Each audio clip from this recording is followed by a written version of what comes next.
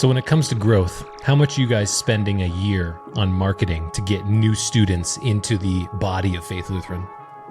Zero. I only to be nice, I took out a half-page ad back in 2017 for the Golden Knights. I took out a half-page ad. I did the same thing for the Raiders their first year here in 2020. And you've never seen an ad. You've never read anything about Faith Lutheran. So this is all word of mouth. And that's another thing that I think is replicable for other small schools that want to get great. Oh, Faith Lutheran, they must spend $1 million. They're on every bus and they're on the Golden Knights helmets and, they're on Allegiance. No, you've never seen us. It's if you treat people well, if you love kids and create a culture where they want to get dropped off, number one, at 7:30, and they don't want to go home till they get done with practice or their rehearsal or their club or their activity, that's how you win the game, because then they tell their neighbors, my kid actually likes going to high school.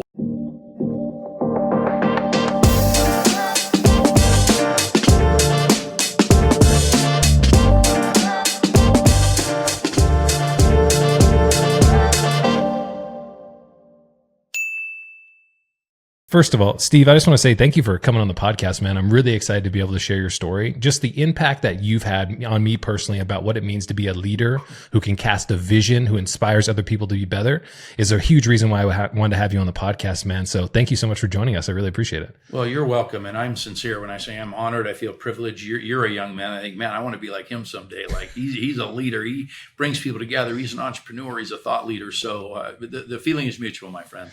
So, Steve, just to level set for everybody, you are currently the CEO of Faith Lutheran Middle School and High School. If you're anywhere in the Southwest of the United States, you guys are a principal name in the space of education. The things that you guys have been able to accomplish is fundamental. I want to talk a little bit about your journey in getting here. Now, I recognize that you grew up with parents who were educators. Your father actually became a university president. So let's talk about how growing up in that environment shaped you as a man and kind of pushed you in this direction to be such a great leader at such an awesome institution.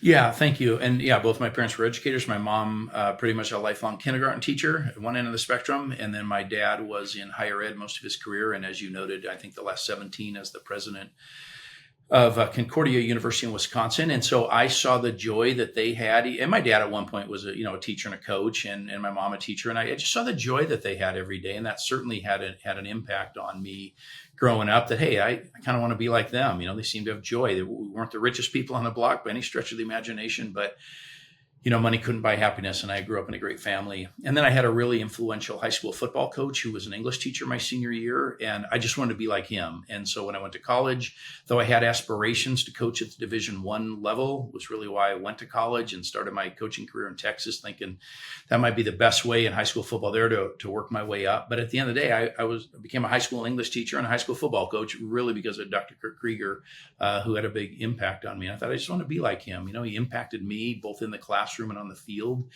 What was it about his character, Steve, that kind of, like, at a very early age, you say, I want to be like this guy? He must have been an amazing individual. He was. First of all, he was high character. Everything that came out of his mouth was godly, for lack of a better term, right? But the other thing I liked about it was he was funny and he was cool.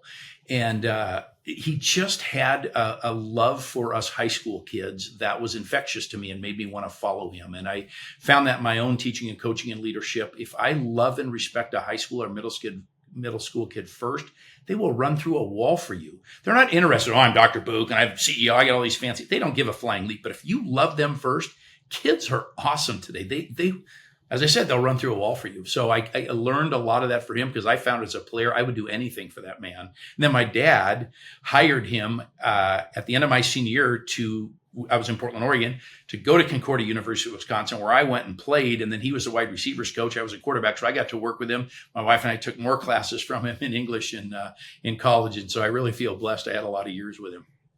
It's incredible to think about how a role model, if you will, can imprint kind of the destiny in which we follow, right? By saying, I believe in you. I'm going to establish a reputation for yourself that you can live up to. Inspires us to just be a better man and a better human in general.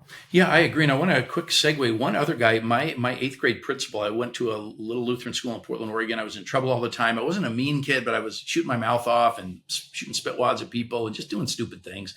Always in trouble. And on my in my last week of eighth grade, in front of the entire class, he said, Steve Buuck, you need to be a teacher and a coach because I saw the way you worked with your intramural softball team. I've never seen that in my life. And I thought, here's a guy that beat the tar out of me with what he called the Board of Education that hung on his wall.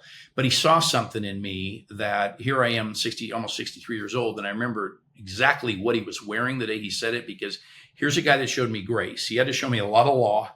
I was in trouble all the time, but he showed me grace and he pointed me to a better future and told me to do something and be something that, again, in the back of my mind was there from my parents. But then he said that and I thought, man, Mr. Dargett's told me I should be it was very, very powerful. So you're right. Even there in a single moment in eighth grade in May in 1976, a guy said, you ought to be a teacher and a coach, and it impacted me. I'm really interested in this perspective of masculine inspiration. I only bring this up because I was having a conversation over the last couple of weeks with a friend, and we were talking about how some of the most impactful coaches, figures that we looked up to in our sporting careers often were the coaches who were willing to be the toughest on us. Now, naturally, people say your coach shouldn't be mean to you. They shouldn't beat you with the Board of Education. But realistically, when you recognize that someone truly believes in you, they're willing to put more energy and more stringent, I would say, parameters around how good you can be. Do you think that that's a little thing that we've kind of lost in today's generation? I think so, but I also think that's why schools like ours that still hold kids accountable, it doesn't mean we don't love you. In fact, it means we love you. It's the same with parents. When I hear kids saying, oh, my parents aren't cool, they make me come home by 11. No, your parents love you. That's why they do that. Nothing good happens after 11 o'clock at night with a poorly developed frontal lobe. Nothing good. So your parents love you. And I think that's the thing that I look back on those. And I'll tell you, in my early days, I was a head high school football coach in Tomball, Texas in the mid 80s. And when Facebook came around, like in 2007, 20 years after, these players would, I'd get a friend request and 100%, Keenan, I would say, I just want to start by apologizing. I know we were so hard on you guys and we're out there in the heat and there's fire ants and crawdads on the field and we're screaming at you and beating on you. And they're always like, what are you talking about? Like, you're the most influential man, even more than my dad. And so I stopped apologizing because you start to realize it's that discipline, which means you care, because it's easy not to discipline. It's easy to just to be the nice guy. I always say, if you want to be a nice guy, sell ice cream, don't get into leadership. Don't get into coaching. Because you can't always be a nice guy. And when you love kids in that way, though discipline's not pleasant at the time, they reflect back on and go, you cared about me, you loved me, and you held me accountable, and I appreciate that. How have you held yourself accountable in this maturation journey, right? You've had a lot of people pour into you, but naturally, I think a lot of leaders find themselves at some point in time hitting an inflection point to say, everybody else has poured into me. Now I have to double down on myself and hold myself accountable. How have you been able to do this through your maturation journey? Well, I don't know what you mean by holding myself accountable, but let me speak to maybe where you're going with this. Literally this morning, I was at a rival Christian school, a K-8 school in town, because that principal said, you guys seem to have it figured out at Faith Lutheran. Could you just come and spend an hour and a half and let me just ask you questions? She was particularly interested in how to raise money, but also how to shape the culture of a school. And so if that's what you're saying, how do I have a lot of people because I'm getting older, right? I do run one of the largest, Christian schools in the country, and people reach out and I always take their call. And when I speak at conferences, I say, here's my cell phone number. If you're a young leader or an old leader and you need a place to cry, to throw a fist through a wall because leadership is lonely. And Shakespeare was right when he said, heavy is the head that wears the crown. I mean, listen, I'm a confident, competitive guy, but leadership is lonely and it can wear you down sometimes. And sometimes you feel like you're on an island. You have your board, they have all themselves to talk about. And then you have all your direct reports and you sit there smack dab in the middle with no one, no true peer. And so I've tried to reach out to other school leaders over time. And I mentor another young female teacher. She's in Minneapolis. We meet every Monday at 1:00. Same thing. I just ran into her at a conference. She said, hey, you told me if I ever became a principal, you'd pour into me. So maybe those are small ways that I'm able to give back, if that's what you're talking about. And I feel honored that people would, I always tell them, I'm not this smart guy that's just going to spew wisdom. I want to listen to you more than anything. I just want to listen. And then I'm happy to comment on things. So there's that element of it, but there's also an element that I kind of want to dive into because I don't get an opportunity to sit across from many awesome leaders like you who I have such a personal relationship with. But holding ourselves accountable to the highest version of ourselves, right, is often really tough for a lot of people. I had a great guy on the podcast before. His name was Jason Harusi, and his whole concept was called Live 100. living 100 at the best partner I can be, the best leader, the best friend, the best sibling, XYZ. Often we live at 86 or 73 and we don't recognize that delta of living 100. So how do you hold yourself to that 100 level? No, thank you. And that question I would answer more specifically from my faith life. I think God's created me uniquely, and I owe him my A game. If I truly believe that man sent his son to die for me on the cross, the least I can do is respond to him by living a life that honors him. And that bringing my A game to the table every day. Plus, I happen to lead a school that has its mission statement essentially says, we're going to be the best dadgum Christian school in the world. And so I don't get to look around and go, dang, we're pretty good. We're huge. We have all these amazing programs, amazing teachers who work for us, amazing coaches, and we've put together the staff. Our facilities are first class. There are days I would love to pump the brakes and go, you know what? I think I'm just going to coast here for a couple of years because we push it hard here at Faith Lutheran to be better. I'm looking at my office right out on the wall, right outside of my office says better today than yesterday, because we don't want to rest. We don't want to take it easy. And I believe that Jesus actually in the Sermon on the Mount in Matthew chapter 5, verse 16 says, let your light so shine before men that they see your good deeds and glorify your Father who's in heaven. So I am appalled when Christian schools say, we're the best kept secret in our neighborhood. You should be appalled by that. Everyone in your neighborhood should know who you are. You shouldn't be the best kept secret because Jesus himself demands us to let our light so shine before people that they see our good works and what? Pat Stephen Keenan on the back? No, that they give God the glory. And so I'm really driven, I think, by my faith life.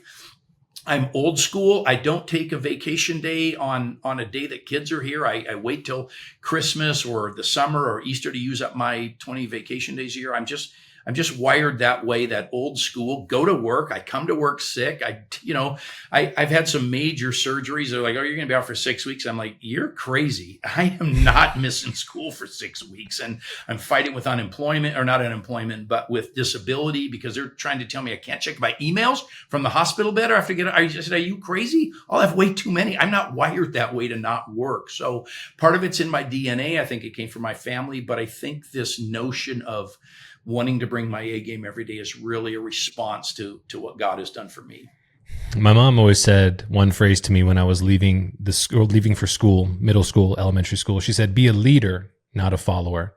And it seems like in the world today, we have a shortage of great leaders who can help everybody recognize how great they are. And it seems like you're an amazing one. You said something in our previous conversation, and I want to talk about the adversity that you overcame, because you said one of the peaks of your career is how you handled the instability of COVID. You said leaders are dealers in hope. How did you kind of hold down the fort and create such confidence in how you navigated such a time of instability? Yeah.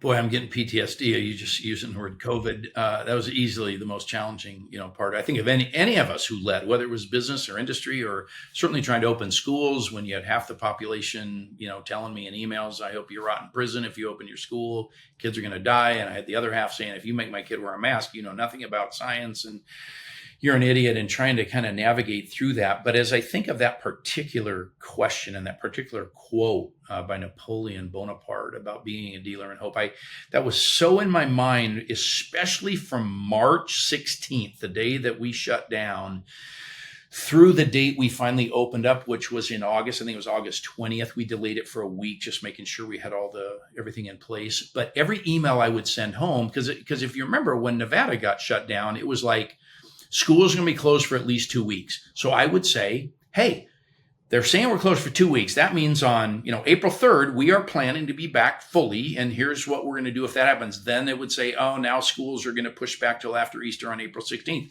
Then I'd send out another email. Not that I wasn't sending them out in between, but I always tried to make sure that as I type, I realized, 4,000 parents and 2,000 kids and 200 some faculty and staff are reading this.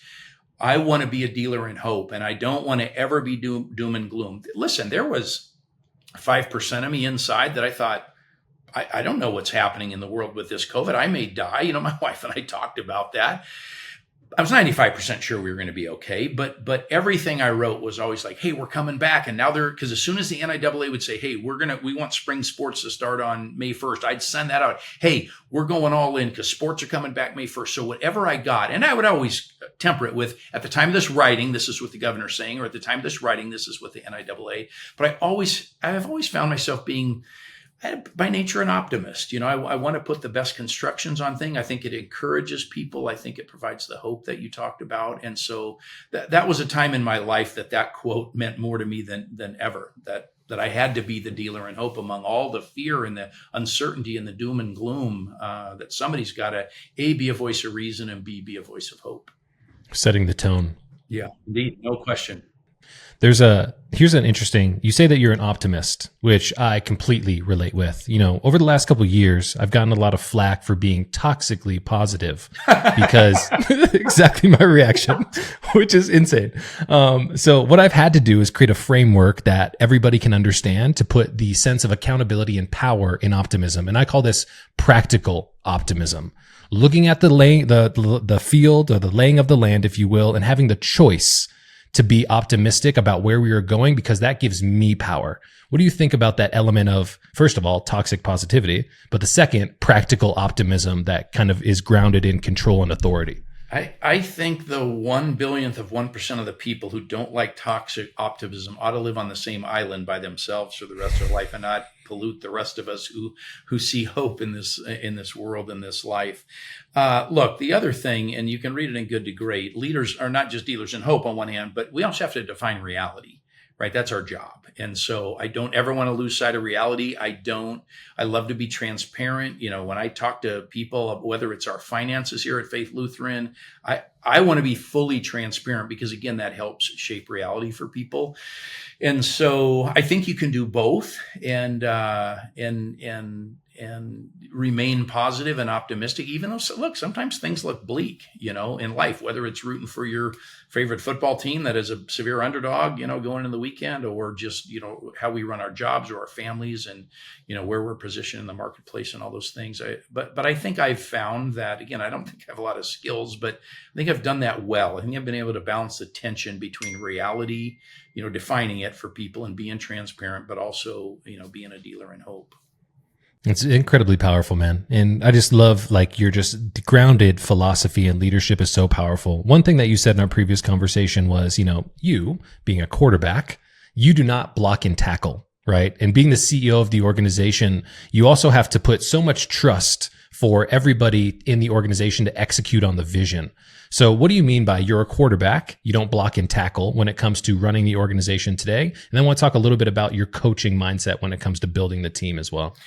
Yeah, you're right. I say that, blocking and tackling will always win football games. And so the people in the trenches, here's a perfect example. I was in China for 7 school days and 2 weekends.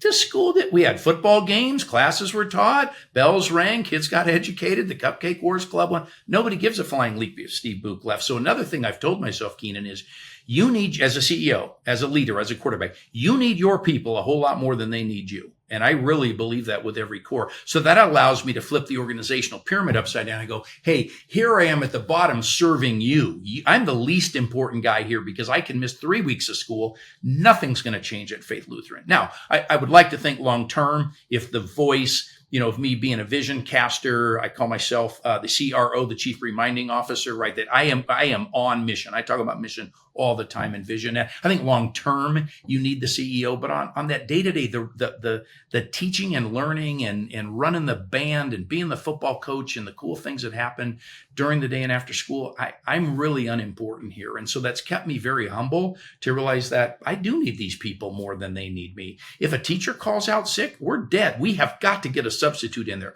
If the gal that answers the phone for us and greets our visitors is not gone, we're in trouble. If Steve Buuck's gone for 2 weeks, nobody gives a flying leap because I don't do the day-to-day hard work that I think wins ball games. And so I think that does translate. I'll switch into kind of your other thing about me being a quarterback. I think it's similar, as I think through playing that position in high school and college, you certainly get way too much glory when you win, just like here you are talking to me on a podcast. Trust me, there's 239 other studs who could be in studettes who could be on this podcast about how did Faith Lutheran become what it is. And yet I don't want to minimize my role, right? A quarterback has a role. You're kind of directing things. But if those 5 guys don't block, the quarterback can literally do nothing. If they literally don't block, as soon as I take the snap, I'm going to be sacked, right? So I think there's some neat parallels between kind of quarterback leadership in the scheme of football and also kind of my role as the head of the school here at Faith Lutheran. If we could go back in time and we could talk to a younger version of Steve, and we could sit down for 5 minutes and give him some advice about how he's going to navigate the future of hardship, being a great leader, leaning into his teammates, if you will, what advice would you give to him? Well, I think I'd go back to the game of football, because I think everything I deal with, you understand the nature of teamwork, right? I mean, football is the ultimate team game with 11 moving parts on each side of the ball at any one time. I think, when one person screws up, the whole team gets penalized, right? One guy holds, we all get backed up. So I have to understand that one person hurting us hurts all of us equally. I think I learned the importance of being on time, right? I'm 8 o'clock, 7:59, I'm going to be there. I'm not there at 7:30. I'm not that old yet where I get there an hour before the, plane leaves. I want to be there early, but I also am type A, and I don't want to waste a lot of time either. And how to handle success and how to handle failure. I would have made sure, Steve, pay attention. Are you throwing your helmet when you throw a pick? Are you all ticked off when we lose, whether it's a close game or we got blown out? How are you handling with a win? Is it all about you? Is it about the team? Are you humble in the handshake line with your opponents? I mean, there's just so much in athletics, I think. And I'm not downplaying it. Listen, I played the clarinet in the band in 8th grade. I'm proud of that. I sang in the choir in high school. I learned a lot of great lessons. A lot of those are similar. Football is a little bit unique as far as what it teaches you, because even at your age, you can't play tackle football today. I'm going to be 63 next month. There's still baseball leagues I can play in. There's basketball leagues, or you just can't strap that stuff on anymore. And so it's a really unique opportunity that I think, because practice is just no fun. Like, practice hurts. It's no fun to go to practice. I don't know that it's fun to go to wrestling. I don't know that it's fun to go to cross country either. I'm not suggesting football, but some sports, I like going to baseball practice. It wasn't hard. We didn't have to run hard. I didn't get hit. Nobody was trying to take my head off. And so I think I would have told a young Steve Buuck, really pay attention to every minute of this season, and you're going to learn leadership lessons that cannot be taught in a doctoral program. I want to talk a little bit about the idea of a season. Now, I told you about, and everybody else on the podcast, right? I went to college to go play baseball, got hurt, stopped playing, went through an identity crisis, and unfortunately gained a lot of weight. I buried myself in my emotions through Sonic cheeseburgers, which was just down the street. Haven't had one since 2012. All the great ones, right? But I had a really come to Jesus moment, if you will, with a mentor of mine who said, "Hey, Keenan, you've given so much of your life to being competitively great. You wanted to turn pro at playing baseball. You're now going to have to choose to go pro in something else." For me, that was investing my time and all of my knowledge and skill set and tenacity and competitive nature into being great at business. You had to make that change at one point in time as well. So what is your kind of competitive greatness that you're, I would say, putting so much of your energy to these days? Well, I think where it starts is this, and look, at some point I'm going to retire. I'm not getting any younger. In the next couple of years, I'm going to walk out of here and retire. And the one reason why I feel comfortable doing that is that I can look you in the eyes I'm doing right now. There is not 1 ounce of my self-worth that's wrapped up in this job, not 1 ounce of it. So it's going to be much easier for me to walk away. I don't care about my title. I don't care about the power that comes with it, the prestige, the visibility in the Las Vegas Valley. I literally can tell you I don't care, because I did not seek this position. I did not apply for this job. I had a board. I got to Faith Lutheran as the principal in 2008 because the CEO knew me from just the Lutheran church is fairly small. And he's like, "You got to come out here." Okay, fine. And then when he left in 2011, the board came and asked if I'd do this job. So this is not an ego. I didn't want this job. There are days I wouldn't wish this job on my worst enemy. Now, most of the days, I can't believe they pay me to do it, but there are parts of this job that I wouldn't wish on my worst enemy. And so I didn't choose this job. This was not my career or ambition. So I'm going to have no trouble walking away from me. And I guess there's just an internal drive that, like you, I think came from sports in my upbringing, that I just want to win, Keenan. I've done them both. I've lost and I've won. I found that I prefer to win. I found that there's a direct relationship to how hard I work to better myself, to better my organization, the harder I work. And so that's kind of what gets me up every day and drives me. I want to double click on this title is completely disassociated from me and my personal value as a human. Now, I've talked to a lot of CEOs here, and I've asked this question because you mentioned this in our previous conversation.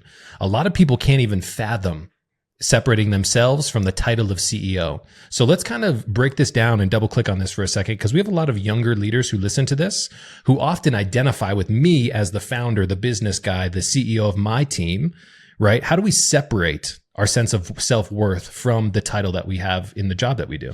Well, again, I just have to double down on my faith life. I know first and foremost, I'm a redeemed child of God, and that's where my self-worth comes from. Now, if you don't have that, if you haven't gone down that faith journey, then I don't know what to say, because then the world tells you the opposite, was it's all about you and you can be what you want and you're the star and you're the center of the universe. And as cocky and arrogant as I can come off at times, in my heart, I'm not. I'm really a very humble guy. I know everyone's name here. I don't care what your job title is. I take pride in relationships, as you talked about, because at the end of the day, that's what leadership is all about, right? You first have to have a relationship before they'll even consider following a vision or a mission. And so I think that's really important to me. But yeah, I just, I think I'm first and foremost a redeemed child of God. Secondly, I am the husband to my wife. I've been either dating or married for 42 years. I've been married 37, I guess, but I've been faithful and loyal, and I've shown fidelity that way. I'm a dad. That's an important vocation, even though my kids are in their 30s and grown and out of the house. That I have my identity are in those things first. And, then I'm a Las Vegan, I'm a Nevada, and I'm a citizen of the U.S. Those vocations mean so much more to me. And I think God's put me in a position to be impactful in those. And then finally in my job, the stuff I wake up for that gives me the right to, have a roof over my head and eat some food in this country. So I think I've always had that good priority. My dad, I watched him.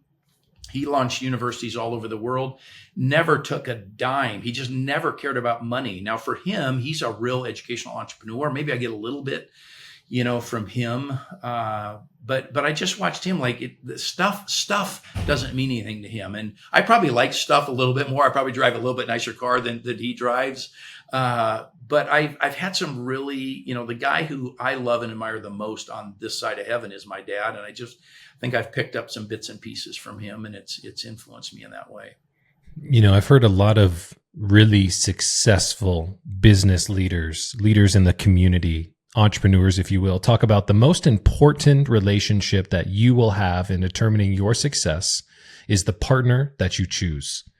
Why is the support system so important for somebody who's trying to accomplish such amazing things like you have? All right, let's first use a football analogy. I so far outkicked my coverage when my wife said, and I'll be candid with you. At the time, I thought she outkicked hers, but very quickly, once our first child was born 35 years ago, and I just watched the way she mothered, the way she ran our house, now the way she works. She's a leader here at Faith Lutheran. She is a remarkable woman. That poor girl, even, I'm 35 years old. I'm a high school principal in Detroit, or I'm thinking back to, let's go before that. I'm in my 20s. I'm a head coach in Texas. That woman would somehow get a 4-year-old, a 3-year-old, and a 1-year-old to come to every game. She'd chaperone dances with me. She's been to proms, every one of them that I was ever had to go to in my earlier career as a principal and as a coach. She was, man, that means so much to me that my wife will sacrifice everything she'd rather be doing on a Friday night. But I think she'd like to go to the football games, but she doesn't need to go to some band concert of a kid. She doesn't know anyone in the band, but I was the principal there.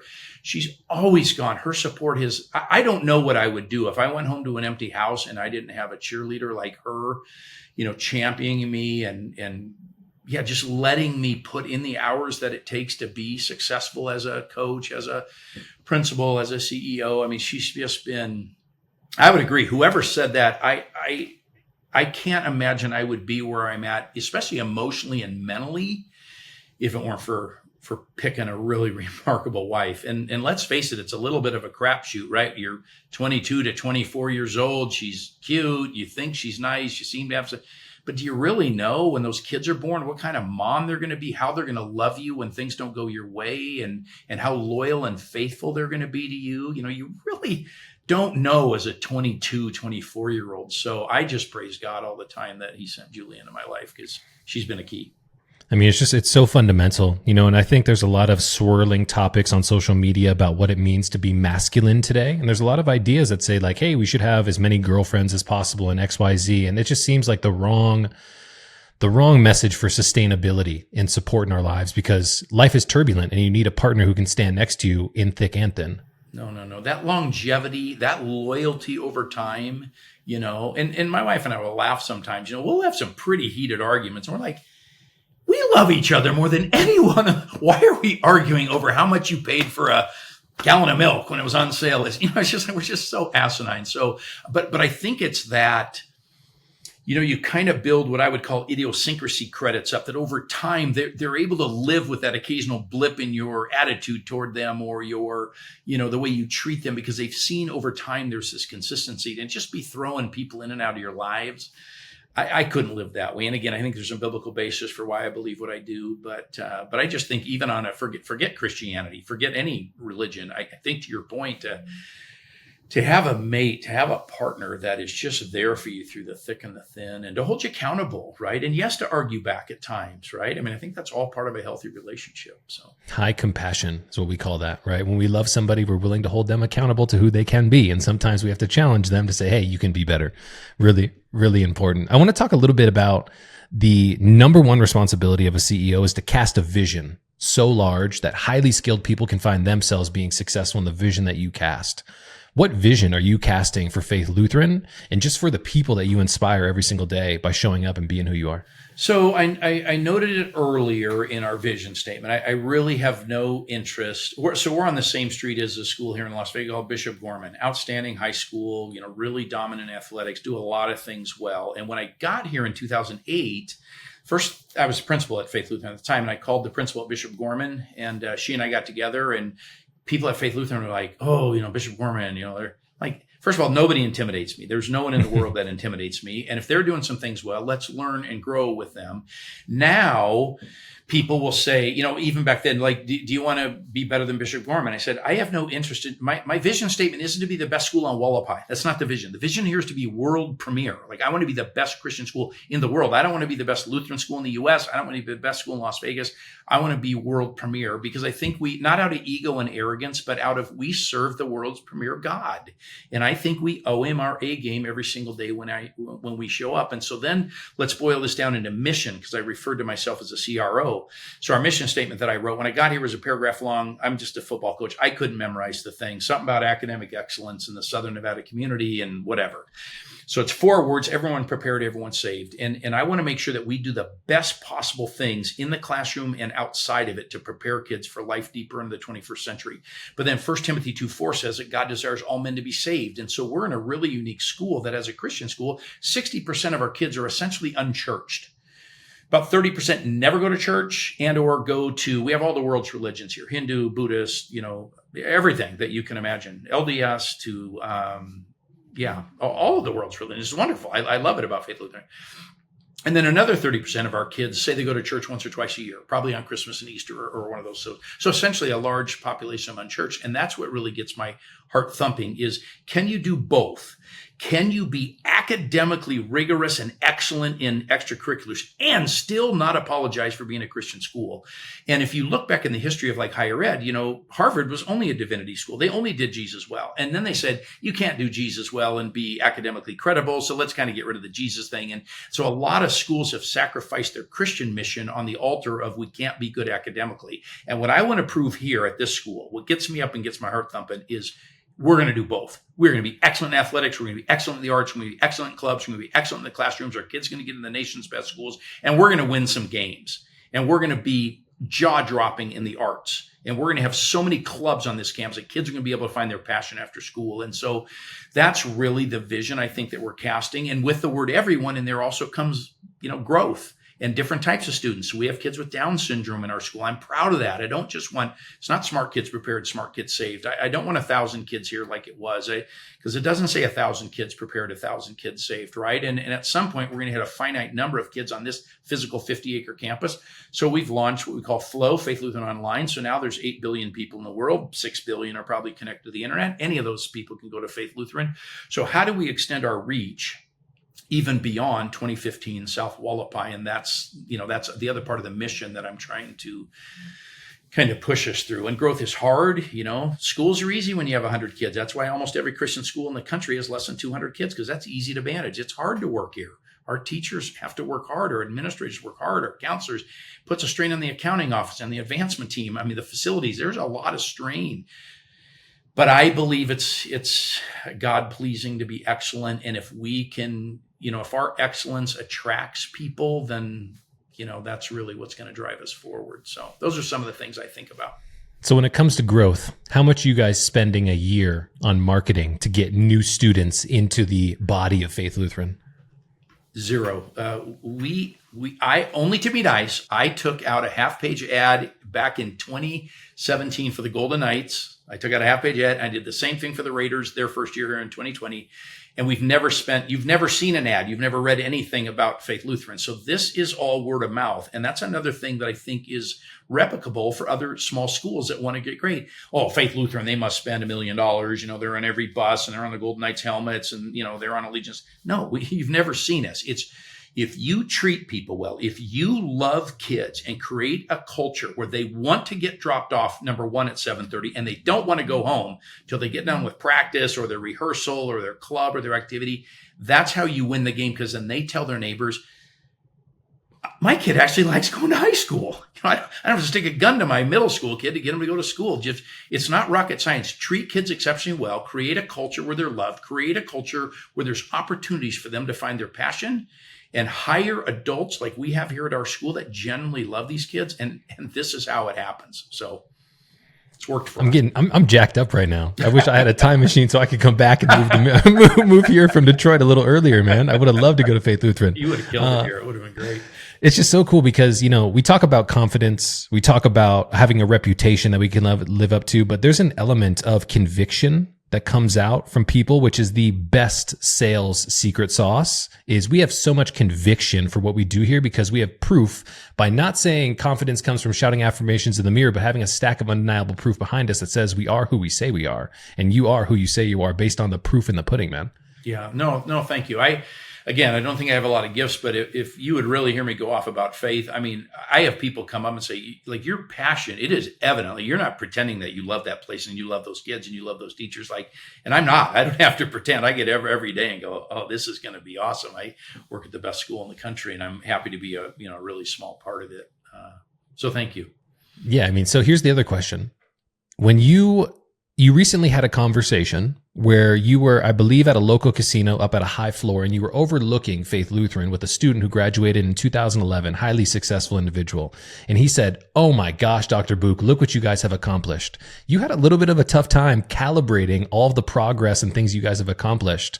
Why is it so difficult for someone who's high achiever, someone who's constantly pushing the fold forward to recognize the greatness that you guys accomplish every single day? Why does it take a student from 2011 to come back and refocus Dr. Buuck?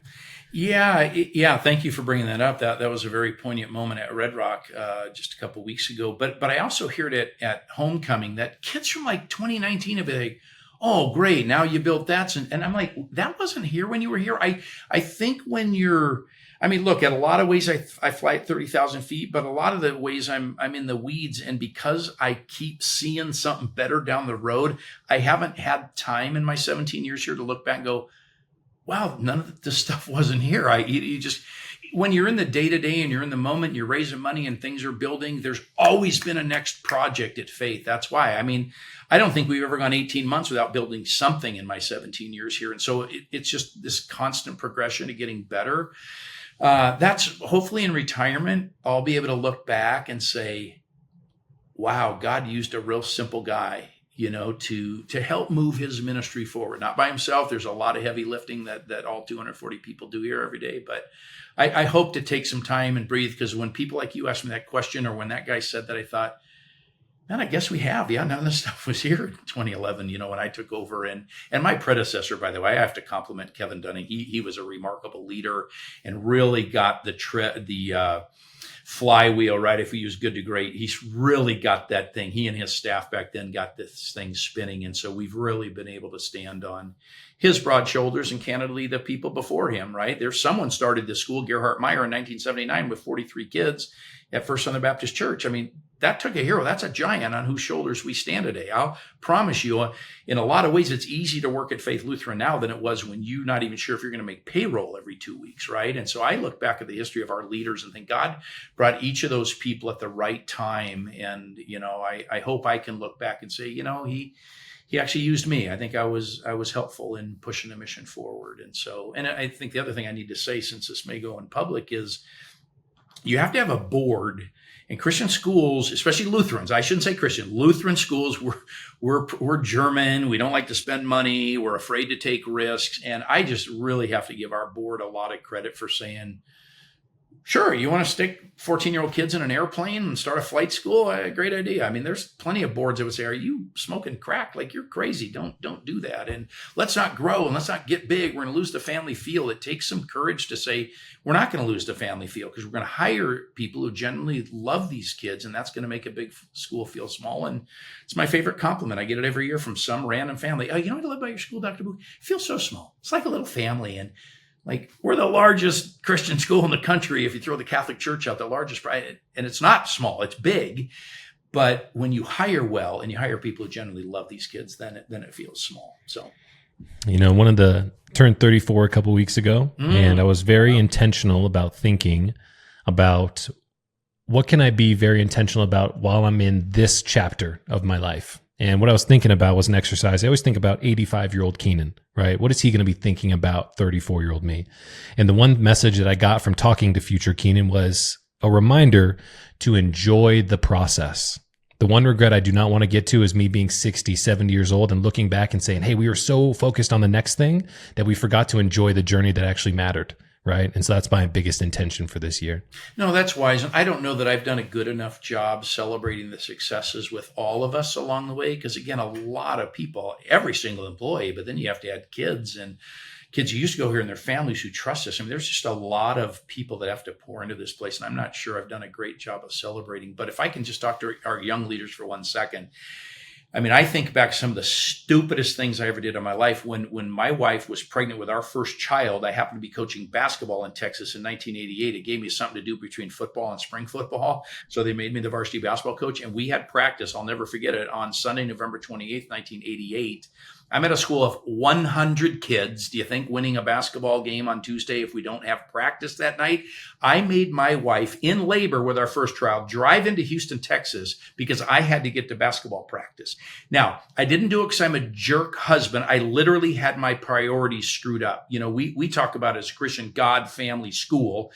The problem is when you're in a Christian school, sometimes you think you're serving God. And so I totally got that out of balance. And I look back on that moment and I'm appalled at myself. I did it with good intentions. It wasn't like, screw my wife.